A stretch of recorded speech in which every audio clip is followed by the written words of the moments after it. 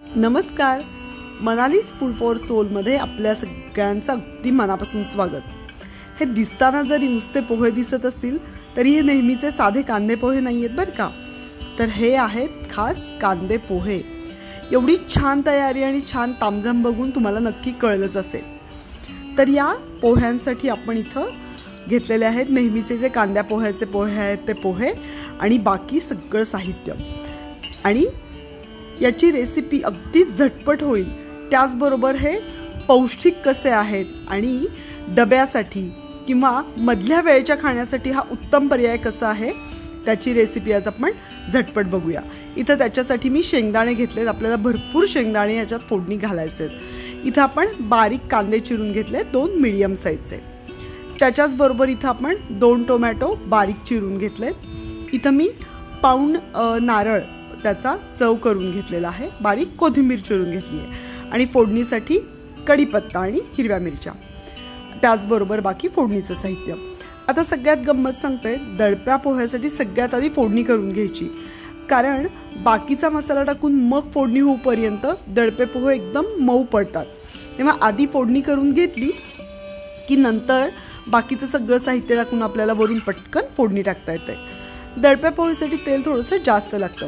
इथं मी 7 ते 8 टेबलस्पून तेल घेतलं आहे. तेल छान गरम झालं की इथं 1 टेबलस्पून आपल्याला मोहरी घालायची आहे. मोहरी छान तडतडली पाहिजे, त्यामुळं आपल्या फोडणीचा स्वाद अर्थातच द्विगुणित होईल. त्याच्याच बरोबर इथं मी 1 टीस्पून जिरं घातलं आहे. आता मोहरी आणि जिरे हे दोन्ही व्यवस्थित छान तडतडलं आणि त्याचा छान खमंग असा सुवास यायला लागला की मग आपण हिंग घालायचं. इथं आपण अर्धा टीस्पून हिंग घालतोय. आता ही अशी छान सगळी चुरचुरीत फोडणी बसली की दडप्या पोह्यातला सगळ्यात महत्त्वाचा घटक घालायचा आहे, तो म्हणजे भरपूर शेंगदाणे. आणि शेंगदाणे हे छान आपल्याला छान लालसर खरपूस होईपर्यंत असे भाजायचे आहेत. म्हणजे मला तर असं वाटतं ना, दडप्या पोह्यातल्या प्रत्येक घासाबरोबर 1 शेंगदाणा यायला पाहिजे. त्यामुळं हैगई न करता भरपूर शेंगदाणे आपल्याला याच्यामध्ये घालायचे आहेत. पण ते शेंगदाणे आपल्याला व्यवस्थित हलवत राहायला पाहिजेत. सो साधारण 1 ते 2 मिनिटात हे शेंगदाणे असे लालसर होतात आणि कुरकुरीत होतात. जसे आपण चिवड्यात कुरकुरीत करतो ना, तसेच आपल्याला हे शेंगदाणे कुरकुरीत करून घ्यायचे, पण फक्त ते जळणार नाहीत याची खबरदारी घ्यायची. आता त्याचबरोबर मी इथं हिरव्या मिरची घातलेली आहे आणि कढीपत्त्याची पानं. तुम्हाला जर चवीला अजून तिखट आवडत असेल तर तुम्ही हिरवी मिरची बारीक करून तीही याच्यामध्ये घालू शकता. आता असंच हे सगळी आपल्याला फोडणी व्यवस्थित छान करून घ्यायची आहे. दडपे पोह्याची फोडणी जेवढी छान खमंग होईल तेवढे तुमचे दडपे पोहे छान चवीला होतील. आता याच्यामध्ये आपण हळद घालून घ्यायची आहे. दडप्या पोह्याचा रंग पिवळसरच असतो, त्यामुळे ह्याच्यामध्ये हळद आपल्याला थोडी व्यवस्थित घालायची आहे.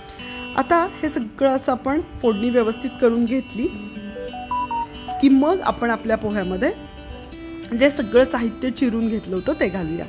सगळ्यात आधी मी इथं कांदा घालते, कारण टोमॅटोपेक्षा कांदा कमी ओलसर असतो. मुद्दा एकच आहे की जेणेकरून तुमचे पोहे अगदी मऊसर होऊन असे गिचका होऊ नयेत.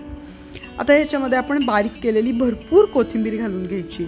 जेवढी ताजी छान हिरवीगार कोथिंबीर असेल तेवढी सगळी कोथिंबीर घालायची आहे. टोमॅटोही मी इथं 2 मोठे टोमॅटो चिरून घेतले होते, ते टोमॅटो आपण ह्याच्यामध्ये घालून घेतोय.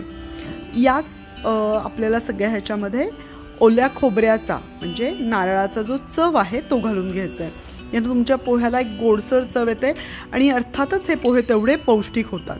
त्याच्याबरोबर व्यवस्थित आपल्याला मीठ घालून घ्यायचं. इथं मी 1 टीस्पून मीठ घालून घेतलं आहे. आता याच्याबरोबर साखरसुद्धा घालायची आहे. हे पोहे चवीला तिखट आणि थोडेसे गोडसर चवीला छान लागतात. इथं मी लिंबाचा रस घालते आहे. लिंबाचा रससुद्धा आपल्याला 1 मीडियम साईजचा जो लिंबू असतो तेवढ्या लिंबाचा रस आपल्याला यामध्ये घालून घ्यायचा आहे.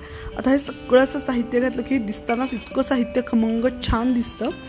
आता यामध्ये आपण जी फोडणी केली होती ती फोडणी आपल्याला ह्याच्यावर घालून घ्यायची आहे. मस्त शेंगदाणे असे छान लालसर झालेत आणि ते इतके छान कुरकुरीत होतात असे भाजून. त्याच्याबरोबर हळद, हिंग, हिरवी मिरची, कढीपत्ता अशी खमंग फोडणी बसली आहे. आणि आता मस्त आपल्याला हे सगळे पोहे छान एकजीव करायचे आणि त्यातला जो आपण हळद घातली आहे, हिंग घातले, बाकीचं सगळं साहित्य आहे, टोमॅटो, कांदा, हिरवी मिरची, कोथिंबीर, हे सगळं साहित्य छान एकजीव व्हायला पाहिजे. ती हळद सगळीकडे व्यवस्थित लागायला पाहिजे. त्यामुळे एका मोठ्या परातीत किंवा एका मोठ्या भांड्यातच हे पोहे कालवायला घ्यायचे. आता अजून एक याची सिक्रेट टिप म्हणजे आपण जो नारळाचा चव काढला ते म्हणजे नारळाचं पाणी होतं ते पाणी आपल्याला ह्याच्यावर शिंपडायचं आहे. म्हणजे होतं काय, त्याची चव जी गोडसर चव असते नारळाच्या पाण्याची तितकी छान उतरते या पोह्यात आणि शिवाय हे थोडेसे पोहे मऊसर होतात, छान मुरतात. आता आपला सगळा मसाला जो आपण यामध्ये घातला होता, आपण जी फोडणी केली होती ती सगळी ह्याच्यामध्ये छान लागली आणि बिनधास्त हाताने व्यवस्थित हे पोहे कालवून घ्यायचे. त्याच्याशिवाय ते कालवल्याचं सुखही मिळत नाही आणि सगळीकडे मसाला व्यवस्थित पोहोचतही नाही. आता तिसरी आणि सगळ्यात महत्त्वाची स्टेप म्हणजे नारळाचं पाणी शिंपडून झाल्यानंतर हे पोहे दडपून म्हणजे झाकून आपल्याला किमान 10 मिनिटं ठेवायचे. असे दडपून ठेवलेले पोहे म्हणून ह्याचं खरं नाव आहे दडपे पोहे. असं हे जेव्हा पोहे दडपून छान सगळा मसाला ह्याच्यात मुरतो, प्रत्येक घासात शेंगदाणे येतात, छान करकरीत अशा कांद्याची चव, मौसूर अशा टोमॅटोची चव, हिरवी मिरची, साखर, लिंबू याची जी चव लागते काय अफलातून लागते म्हणून सांगू.